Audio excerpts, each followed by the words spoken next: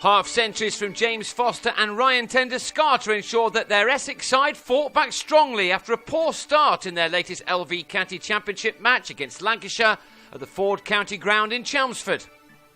Put in, the home side made a creaky start. In the match's second over, Jake Mickleborough edged Kyle Hogg to Ashwell Prince. In the sixth, Tom Wesley was LBW to the same bowler, who was having a terrific start to the day.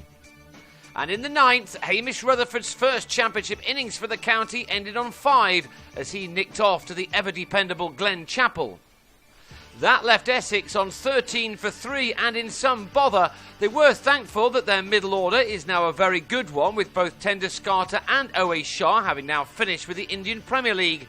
They began their side's recovery by adding a very important 49 runs in quick time for the fourth wicket, with the boundary being found on many occasions with some cracking shots off Lancashire's change bowlers, who were not having as much success as their openers. That was until Shah, who'd made 30 in his first 4-day appearance of the season, was bowled through a tiny gate by Luke Proctor. Essex then found themselves 5 down before lunch as Ben Foakes drove Proctor on the up to Lewis Rees, who was making his championship debut for the visitors. So Essex were back in trouble on 72 for 5 and needed runs for their experienced captain Foster and for Tender-Scarter to keep going. Things did appear to ease a little for the batting side in the afternoon, even though both batsmen still had to be at their best as they tried to restore parity in this contest. Tender-Scarter was good, and this shot took him to the half-century mark for the first time in the championship this summer at the 4th attempt. He'd needed 80 deliveries for this particular 50, which had included 6 fours and was an innings that his side desperately needed from him. Now Tender-Scarter felt good and proved that by effortlessly hitting Simon Carrigan over the top for a 6.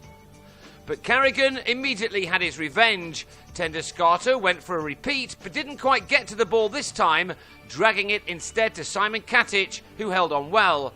The batsman left for 77 after a stand of 95 with Foster, who was able to also record a 50, his third of the season, with what was only his 4th 4. The Essex skipper had been at the crease for 105 balls at this stage. And he looked determined to go on against a side who he lost to last month after declaring in a rain-affected contest. This time he had to see his side out of a hole, something he will have done many times before in the county game. Some of his shots were out of the top draw. With Graham Napier by his side, the 200 was reached, and this pair were able to add 59 runs for the 7th wicket to make this a much more even day of cricket. Napier was just warming to his task when he was trapped in front by Wayne White for 28, leaving it to the former Lancashire man Sajid Mahmood to try to prove a point before rain brought an end to the day early. He would have enjoyed planting Carrigan over the ropes as much as he would have liked top-edging a ball from a man who came in as a kind of replacement for him in the close season over the wicket-keeper's head. Essex would have ended the day very happy, but with just 4 balls to go before the players went off, Foster was LBW to Carrigan for a season high of 82. And that was that for the day. From 72 for 5, Essex had recovered well to end the first day on 268 for 8, a score they would certainly have taken at lunchtime. They resume on the second morning with Mahmood looking to add to his overnight 22.